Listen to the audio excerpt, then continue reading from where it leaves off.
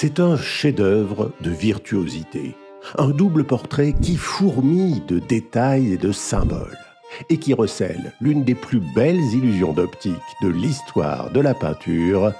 Voici les secrets des ambassadeurs de Hans Holbein le Jeune.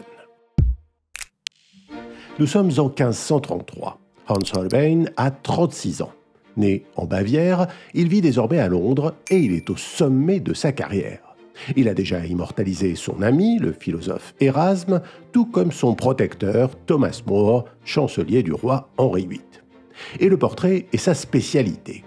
Mais celui-ci est tout à fait unique, par son format, un carré de plus de 2 mètres de côté, et par sa composition qui va lancer la mode des doubles portraits.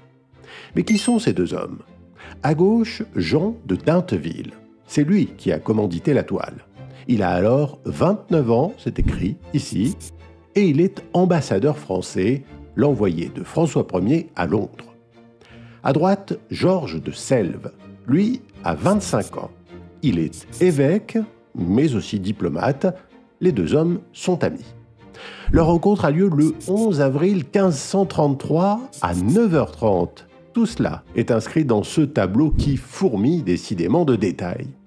Mais ce Capharnaüm ne doit rien au hasard. Chaque objet cache un symbole et les historiens de l'art bataillent encore sur leur interprétation. Les plus intéressants concernent sans doute la religion.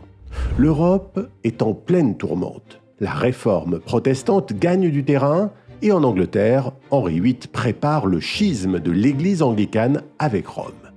Dans le tableau, les allusions à cette bataille sont nombreuses, comme ce livre de cantiques, dans une version traduite par Luther, le père de la Réforme. Alors qu'à l'opposé, au bord de la toile, un crucifix catholique émerge du rideau. Mais cette symbolique fait aussi de ce double portrait l'une des premières vanités, un genre qui va faire fureur en Europe au XVIIe siècle.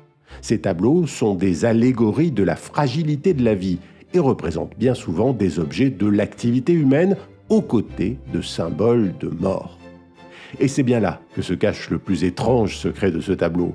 Cette forme bizarre qui ressemble à un os de seiche au pied des ambassadeurs et qui ne révèle sa vraie nature que sous un angle très particulier. Lorsque le crâne devient enfin visible, les ambassadeurs disparaissent.